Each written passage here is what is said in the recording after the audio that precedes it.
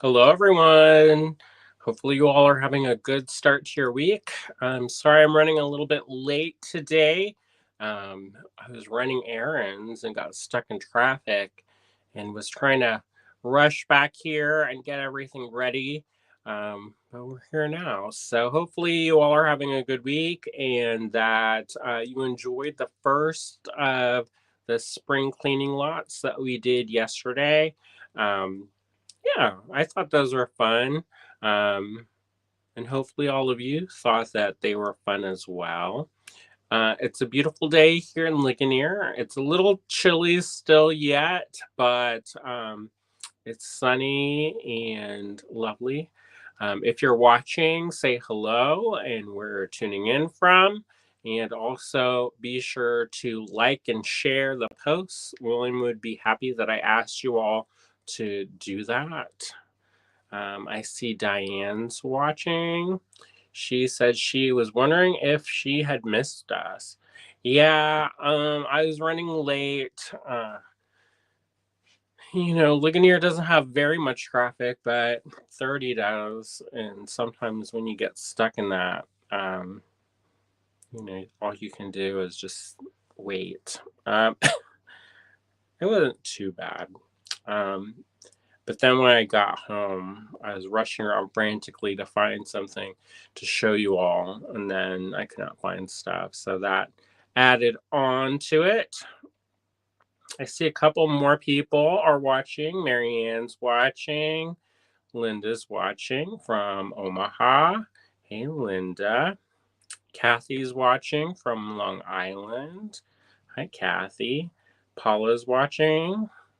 June's watching. Hey, June. Norma's watching. Hey, Norma. Yeah, so it's been a busy, busy day here. Hopefully, you all are having a good start to your week and that you've been creative and making stuff. I've been working kind of in the background on a semi secret project, um, which hopefully we'll all be able to share within the next few couple days. But you'll just have to keep your eyes peeled for that. The other thing that we worked on was we launched the next installment of the Global Adventure Kit, which it has components that are from India and inspired by India. And hopefully you all will like that. That was launched yesterday in the online store, and there's still a few kits left. So if you want any of those kits, head on over to allegorygallery.com and snap them up before they sell out, because they usually sell out.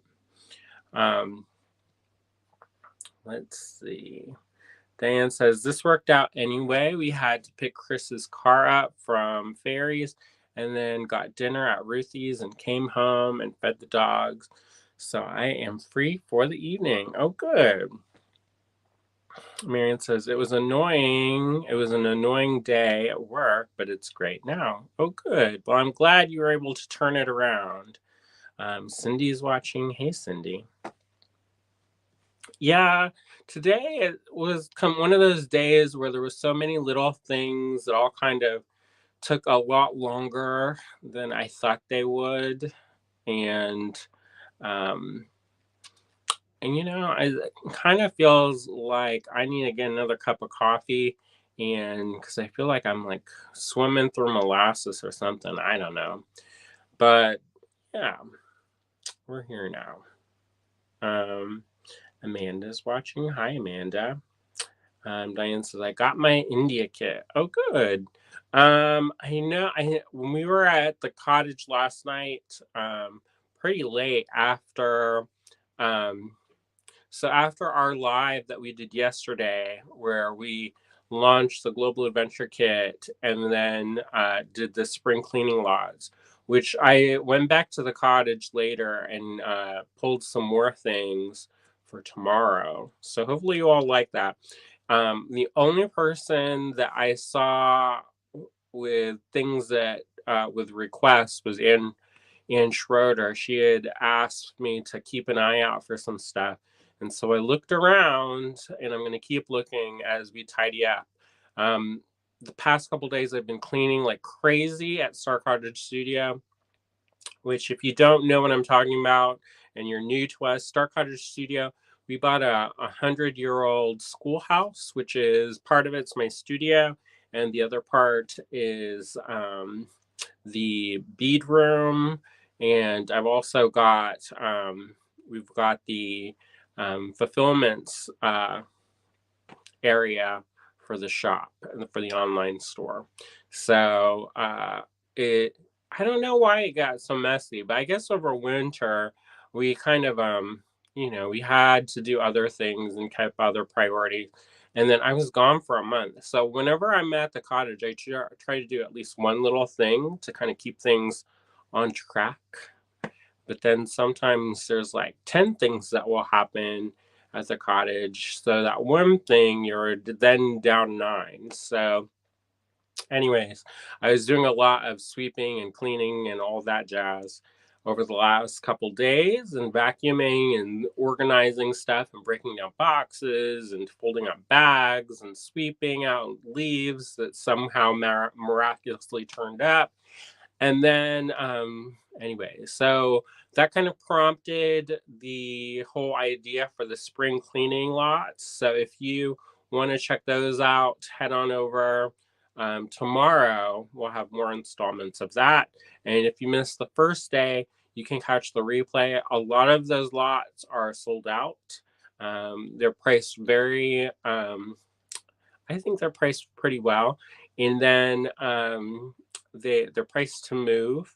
And also, there's only like one and sometimes two of each of the lots. So if you want something from the spring cleaning lots, you kind of have to pounce on it because it's in limited supply.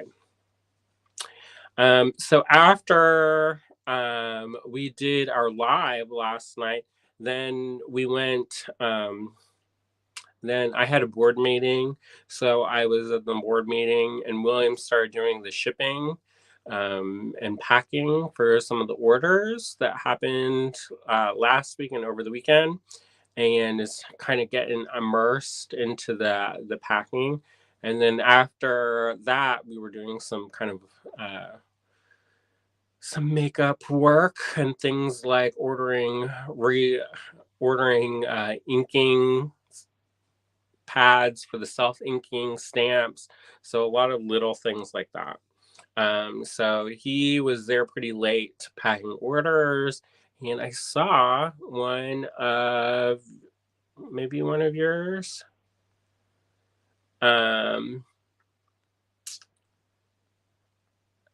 Amanda asked, when you are done, do we get a tour? Maybe, we'll see. That's a good idea. That's a good motivator.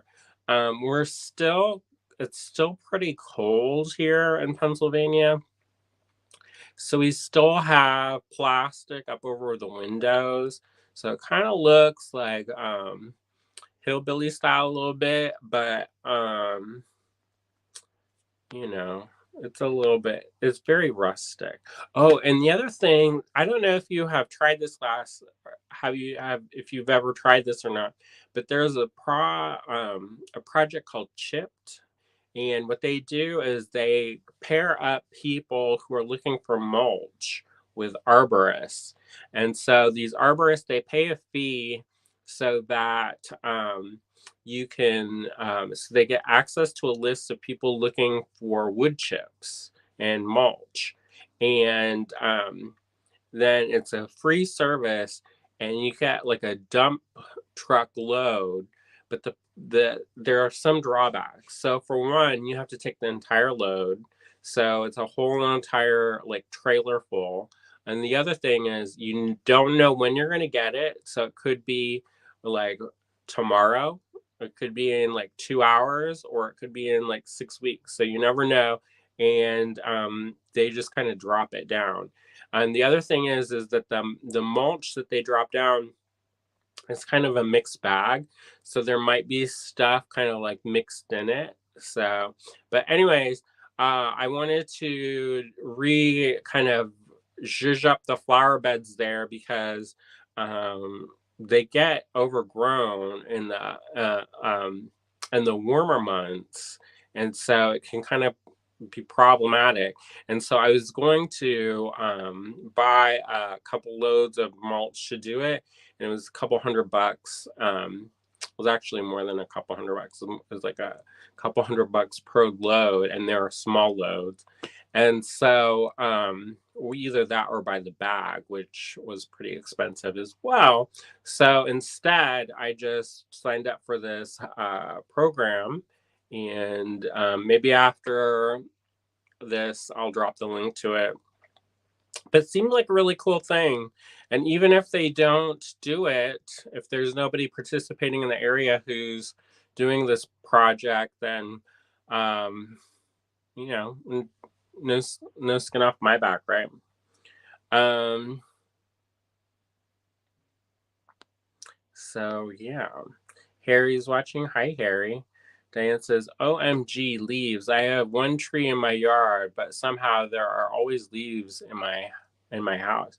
Yeah, I don't know how the leaves got there. I'm assuming that when it got cold, I brought in a bunch of the plants. And so I brought in a bunch of because I usually put geraniums in the flower boxes. Um, and so I brought a bunch of those in. So I'm maybe assuming that in my haste and rush to do that, because it got cold really fast last year, um, is that I must have brought them in somehow and they accumulated. And then I was like, what's this? This looks terrible. So we've been cleaning, cleaning, cleaning, cleaning. All right, Bonnie's watching, and Marion says it's worth an attempt to get free mulch. Yeah, anywhere where you can save money, we've been trying to save money. I almost want to put it into the driveway. We're trying to do gravel in the driveway, but because it will, it won't grow over quite as much. Like sometimes if you use mulch, I don't know if people use mulch here in Pennsylvania. I know in Florida, sometimes people will use mulch for driveways. But I really haven't seen anybody do that here in Pennsylvania. And it might be because it breaks down too quick. I don't know. I'll have to look that up. But so I was thinking about putting that in the driveway so that we could save money with that. But I don't know if that's a good idea or if I'm shooting myself in the foot later on. So we'll see. All right. So on that note, on that mulchy note, I'm going to flip the camera around and we're just going to get started. All right. So I'm going to give you a little bit of the backstory behind this. So I started doing these, and I don't know if I have any of these around here. I might have some around here. So maybe 10 years ago, before we opened the store, because this was, okay, so the store is 12 years. So maybe 13, 14 years ago. I used to go and spend the winter in Tucson, and I would go for the gem show. And I was like, well, if I'm going to go, I might as well, avoid the winter here. And so I would go for a couple months at a time. And during one of those trips, I got obsessed with Alexander Calder. Now, if you don't know Alexander Calder's work, he was an amazing kinetic sculpture artist. Um, and he worked primarily in mobiles or mobiles. How do you all say it? Do you say mobiles or mobiles? Mobiles? I say mobiles, but mobiles. So sculptures that move, basically. Anyways, so he is known mostly for that, but he also was a jewelry maker. And because of when he made jewelry during a lot of times during the war, and there were restrictions on metals. So a lot of the metal that was available to him at the time was wire. So he did a lot of stuff with wire, and he also did a lot of stuff with found objects. So I got this really wonderful book, and it's called Calder Jewelry. It's super expensive now. So if you go out and you look for it, maybe William can drop a link for it. It's a really thick book, but it was a show catalog, and it's a beautiful, beautiful book, but it's very expensive now. You could probably just Google his name and jewelry, and they would probably come up. But so yeah, so I studied these books over and over and over and poured over them. Excuse me, and I was really into them, and I made a bunch of stuff that was kind of inspired by his work. And I think I posted about it on my blog, my old blog, a long time ago. Um, and it was called like Inspired by Calder or something like that. So it's been a while since I've made these, and but it's kind of like riding a bike, right? Let's hope. All right, so I'm gonna flip the camera around, and what we're gonna do is show a pretty simple technique on how to use wire to capture found objects. And it's just one of the many ways that you can do this, and it's kind of a basket weaving technique. Um, I do wish that I had a small bench block and a rubber mallet or nylon hammer, but I don't. So I'm just gonna show you what I'm gonna talk about, like why I wanted that, but don't have that right now. Um, and you're just gonna have to use the power of your imagination when it comes to that step. All right. So I'm gonna flip this around, and then we'll get to it. All right. Bye bye. Not bye bye. Getting ahead of myself.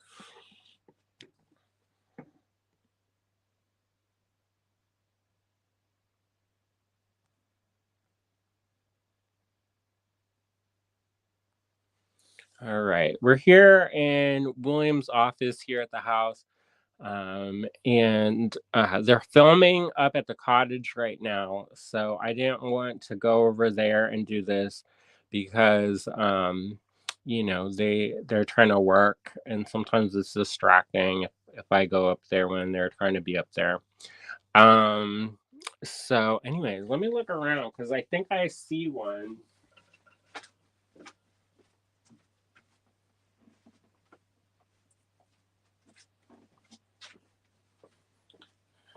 So this is one of those pieces that I was inspired by Calder to make. It's taking kind of this technique, but to the next level. And basically, you make a cage out of this, and then you weave into that cage. And then I don't know if you can see that or not, but there are rocks inside. And this is kind of based off of one of his designs. Um, and I've always liked these. They kind of take a while to do, and it's kind of clearly his style. So, I don't know. I probably won't do this for my own work necessarily, but it is a good thing to know sometimes. All right. Now, if you are more mathematically inclined, you can definitely plan this out a little bit more. All right.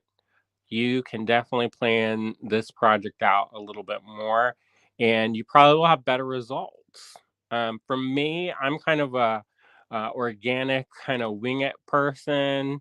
So, with precisely eyeballing things. So, I'm not going to do um, the calculations that you could do if you wanted to. I guess I could show you how to do that.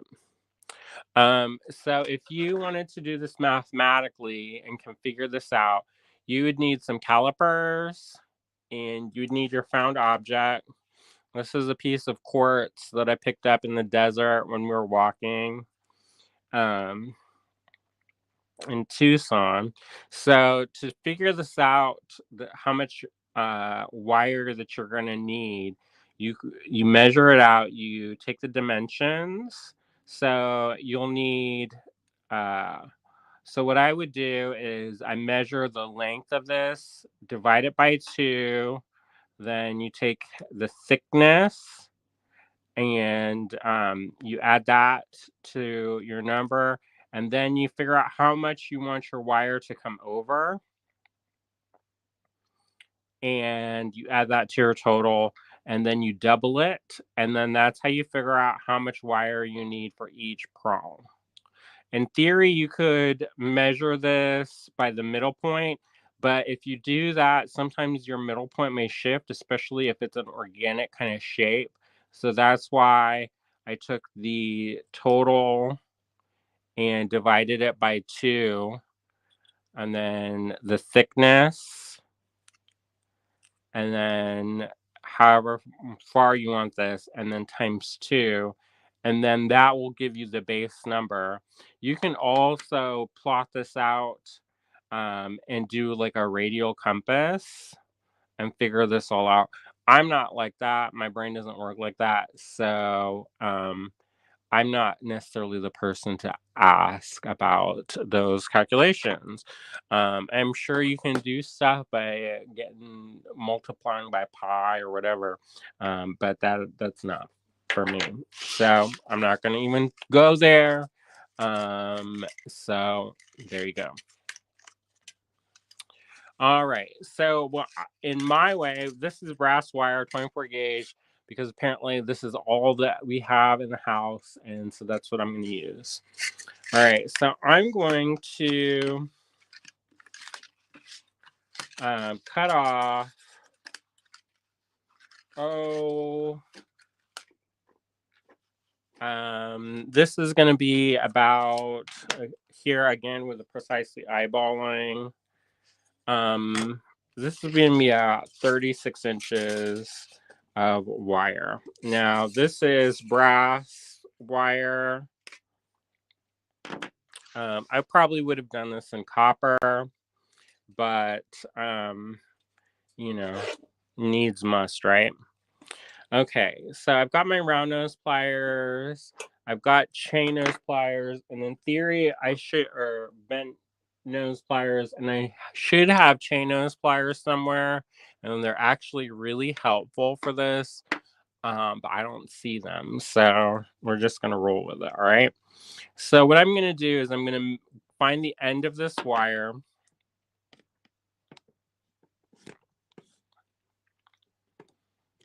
and I'm going to take my round nose pliers and come down about, an inch or so and bend over. All right, so I've made this little hook shape. I don't know if you can see that or not.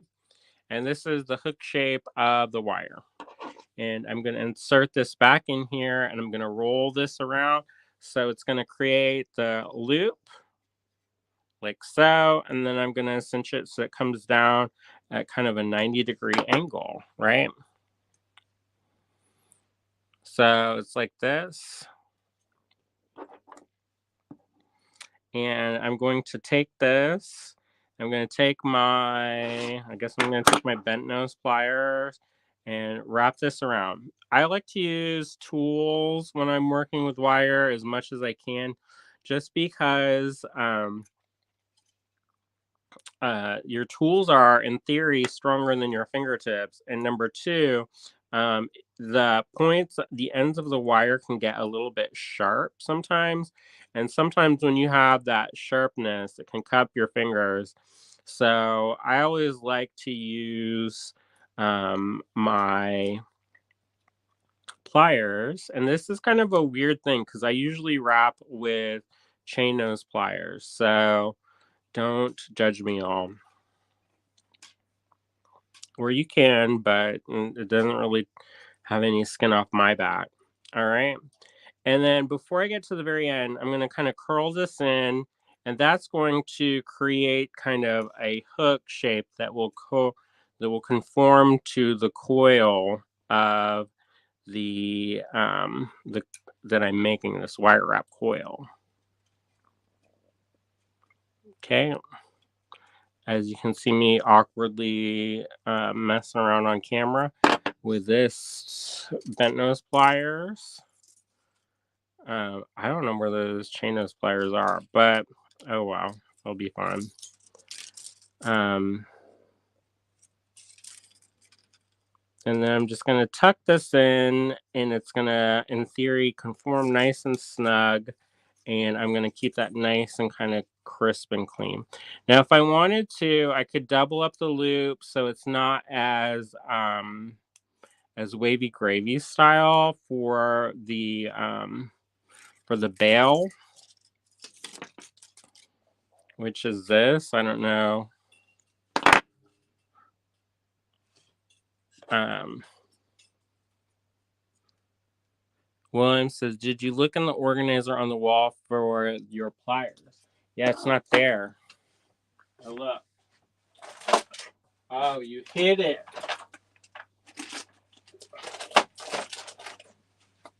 Hallelujah, y'all. Good job, William. It fell down behind the. I looked, but he put this bag of bags, and it went underneath the bag of bags. All right. Hey, teamwork is the dream work, y'all. All right. So the way that I kind of figure out this is I will put this and kind of precisely eyeball it. I'll use this to um, find my first spoke, which this is the center, right? So I'm going to take this and bend it up so that it comes down like this. So it's kind of a V shape. And I don't want to move this a ton because if I move this a lot, you're going to see it. So I've kind of adjusted this so that this is kind of about 1/2 inch. And then I'm going to bend this over. And I'm going to hold this in place. And then I'm going to find the other spoke. And I'm going to just kind of go around creating my spokes. Now they look wonkadoodle like crazy, y'all. They do not look good right now. So don't worry about that. We're going to go back in and tighten things up, right?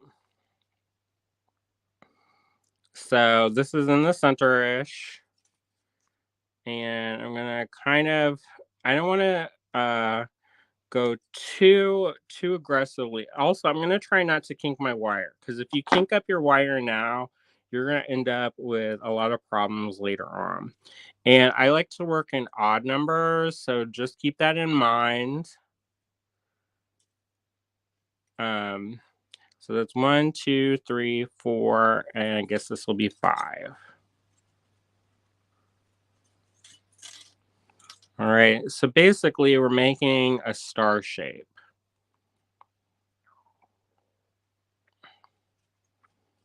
And this looks super rough and ready, right? I don't know if you can see that or not, but it looks pretty rough. So before I go and start tightening everything down, I'm not going to seal this side up, because if I seal this side up and I need extra wire, I'm not going to be able to give myself that grace to do that. So what I'm going to do is I'm going to revisit this first spoke of the wheel. And I'm going to take my pliers, and cinch that end in, all right? And I'm just going to gently press until they're side by side. If you do it too hard, you can cause the wire to crisscross. So you just want to be gentle in doing that. And sometimes it helps to come at it like this. And then that way, it's going to want to turn on you. But that way, they can kind of sit side by side. I don't know if you can see that or not. But you shouldn't have too much of a gap in between with the airflow. All right, so then when you come down to this, where they meet, you're going to want to have that be nice and tight as well. This is good to have 2 pliers actually, so that you can, really see in there and hold it. Sometimes when you're using your fingers, you can have problems where you can't see your work, so sometimes the pliers help a lot, alright? So what I'm gonna do is I'm gonna come back over here, and on this next spoke, and I'm gonna squeeze this closed and get that other spoke of my basket weave set. Now, it does help if you can hold it. Let me see if I can hold this and then squeeze it. Yeah, that works pretty good. All right. So if you didn't see what I did is I held this stationary while I squeezed it, and that helped a lot to hold it so it's not going wavy gravy all over the place. Because if you get a lot of warps in your wire, it won't, it's harder to do this, all right?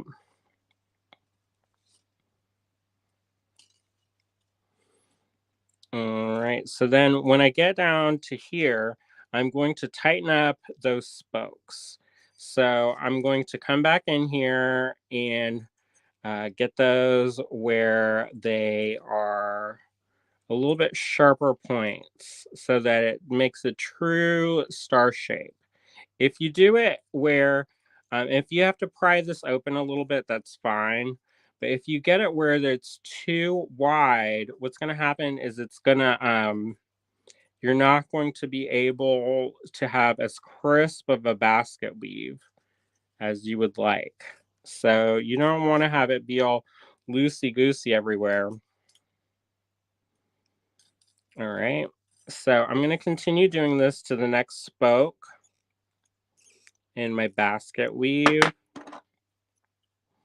I'm going to hold this stationary while I gently squeeze this. And then I'm going to go up to the end, and then that'll be a little bit easier. I'm not squeezing too tight with this hand, just tight enough that I'm holding it in place. And then I'm going to go in here and squeeze it nice and taut. All right. And then I can kind of go in there and crisp this up a little bit. All right. And then the next one that I have is this one. This is the last of those spokes. And I'm going to hold this in place. And then I'm going to lightly squeeze. Lightly but firmly. Squeeze that so that it's nice and tight. And then we're going to come back in here and squeeze anywhere that I need to tighten up those spots. All right. I don't want my wires to cross. That's the other thing. So I'm going to go back in here and tighten this up. Wherever I've got a point, that inner point, I'm going to crisp it up by going in there and squeezing that point a little bit. I'm not going to be too particular about it just because um, I'm going to end up opening these up again as I flare them out. So I'm not going to be too particular about this. All right.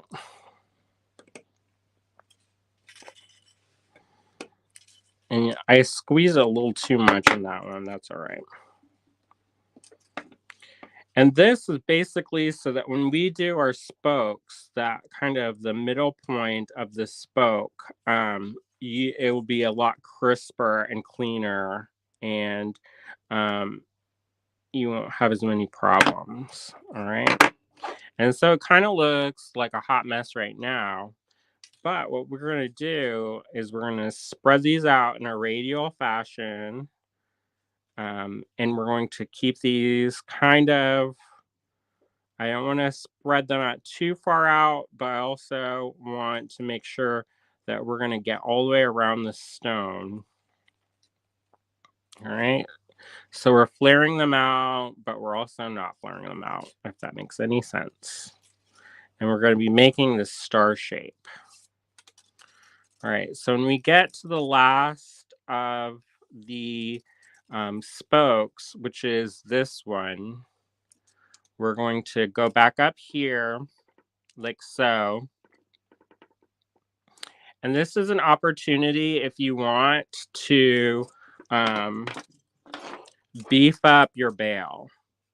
So I went to the very loop of this, and I'm going to um, wrap it around that, my wire wrap loop from before, and then I'm going to wrap this over and create another wire wrap loop.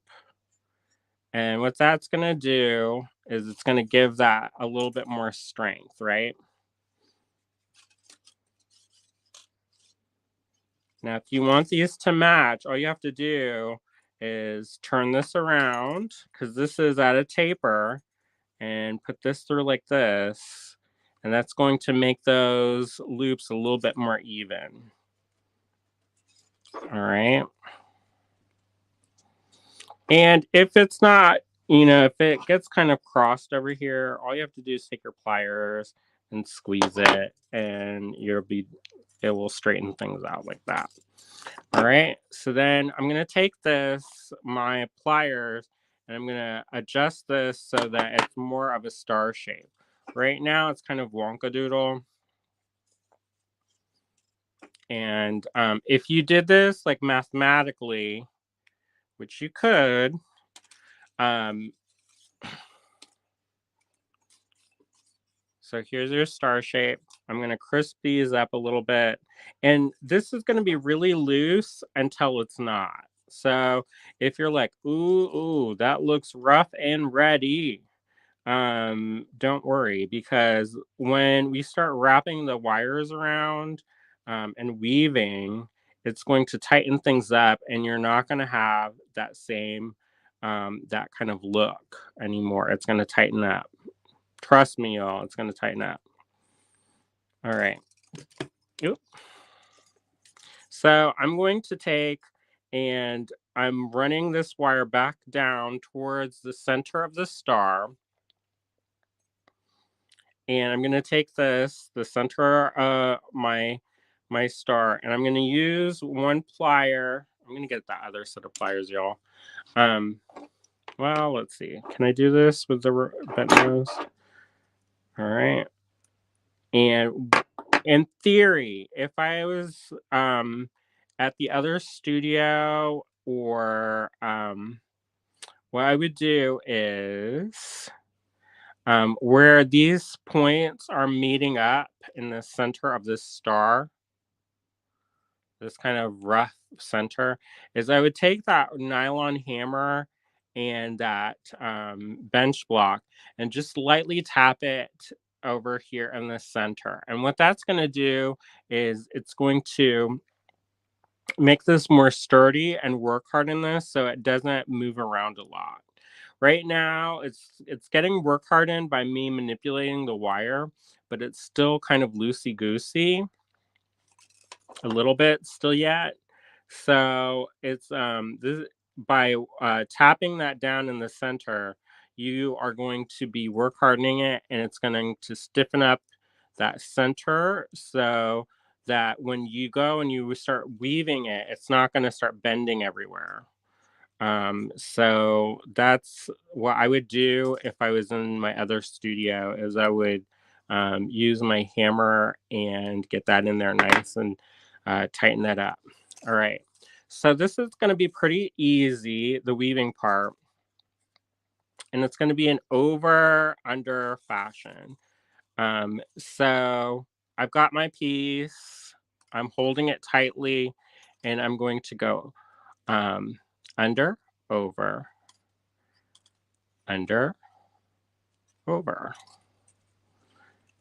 And as I'm doing this, I'm going to make sure to keep my tension kind of the right way, which means I want to make sure that I'm pulling tightly and that I'm going to Make sure that I'm going to keep my spokes of my basket kind of equally distributed, and then I'm going to go over, under, over, under, over, under.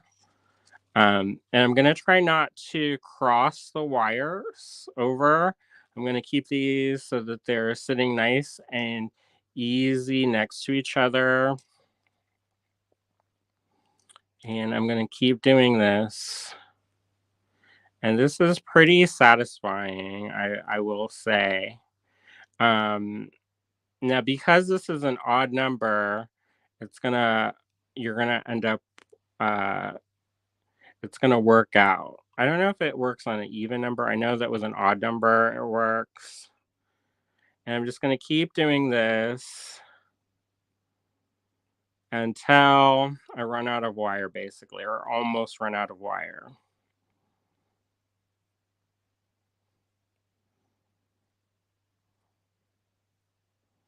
Now, if my spokes of my wheels start moving around wildly, I can always go back in there. I probably could have cleaned that up a lot better, but that center there. But because I don't have my bench block, that kind of makes it a little bit trickier. But all right. So I'm getting close to the end of the wire here. Um, Did you all ever make those? When we were kids, they called them God's eyes, and they were like glued together popsicle sticks. And you take yarn and wrap it around kind of like this. All right. So before I get to the very end, what I'm going to do is I'm going to take this and I'm going to use my pliers to wrap this around the central kind of stem of my piece. And that's going to kind of tighten and close the loop on everything. And that will make it so that it's nice and it will conform to the shape that I'm looking for. All right. I'm going to clean up my wires here because like this one, it looks all kinds of wonka doodle up here. I'm going to start cleaning and tightening up, going around and tightening up all of my pieces. And if it looks a little bit wild in the center, I can kind of manipulate it so that I should have been a little bit tighter here in the middle. But oh well, it's going to be rough and ready organic style. All right, so I've got my star shape here. And what I'm going to do is I'm going to place my stone in here. And I'm going to find if I have a space that's particularly round, that usually will go on the front. If I have a flat shape, that's going to go on the back. The problem is that I like the other side better than I like this side, right? So that I'm not going to do that. Well, I planned it out this way too, so that's the other tricky part. All right. So then what I'm going to do is I'm going to work like this. I'm going to fold this spoke up. I'm going to go to the other side. I'm going to fold that spoke up. And in theory, if there's enough of these prongs, what you want to do is you want to go from cardinal points. So you want to go from north, south, east to west so that you're always working in an opposite fashion from when you're doing it. And the reason why you want to do that is because if you don't, what's going to happen, and if you start pulling on the wire, is it's going to pull it all the way. This is going to not be in the center anymore, but it's going to start getting pulled in one direction. So It's good to work like that whenever you're doing kind of a setting from this point to this point to this point to this point, so that you're moving around in a shape so that you're evenly pulling the tension of the wire and you're not going to, this will still remain kind of in the center as opposed to getting pulled way far out one direction as opposed to another. All right. It also helps when you're doing this if there are any kind of points where there's like an indentation to slot your spoke of your piece into that slot so that it will help hold as well. All right. And then when you come over here, your next thing will be to take your wire, making sure that it's not twisted too much, and to bend these over. Now, this is where it's really helpful to have wide jawed pliers and have the jaws have nylon tips on them that you can kind of clamp these down because it does help. Um, in lieu of that, what I'm going to do is I'm just going to take these pliers and open them up as wide as I can and to cinch them down as firmly as I can, right? Okay. And if there's any kind of wavy graviness in them, I can go in and adjust it and really kind of work. You're basically going to be work hardening the wire so that when it comes down to it, you will get a nice conformed look. And if you see what I'm doing is I'm kind of burnishing it with the backs of this round nose plier. And that's the way that I'm going to do that. All right. Now, I probably should have added a few more spokes to make this extra sturdy. And in theory, I could have done another one so that it captures at the top as well, so that it's not so loose at the top. But that is basically the idea behind this. Instead of wrapping this, I probably should have had this little an L shape come at the top here and brought a spoke out here so that it would have a full grip because it's kind of loose here. I forgot to do that, so that's my problem. But this is the basic technique of how to do this. And you can take and go over this and tighten things up as necessary. And that will kind of give you this look. Now, the other option that you can do is, and I would probably do this with a much thicker gauge wire as well to give it a little bit more rigidity, is to do your capture first and then wire on this thinner gauge wire and then do the basket weave with this thinner gauge wire, and you might have a lot cleaner results as well. All right. Okay, so I'm not gonna turn the camera around because I'm just going to call it a day, y'all. But I want to thank you all for hanging out with me today while we made this little wire project. I think it's fun. Um, there are some things that I would do differently. I probably would have added a little bit more. I would have added a few more spokes, and I would have also, um, when I made this reinforce this bail here, I would have made this little L shape come out here before I came down, and then that way it could cinch over. Right now it's a little bit loose for my flavor, so I'm gonna end up doing this over again off camera. But this is the basic technique. So you get that kind of basket woven setting for doing the stone. Now, and one of the things that I realized is that if you wanted to, you can kind of wrap this stone before you're doing like the prong setting. The only thing of that with that becomes a problem with this, if you do that, is that then you kind of have to manipulate it so that you have to keep it kind of loose so that when you are weaving your wire in, that it will conform. It will be harder to slip the wire underneath the prongs. So this is a basic way of creating the back plate for a prong setting, for a woven back plate for a prong setting.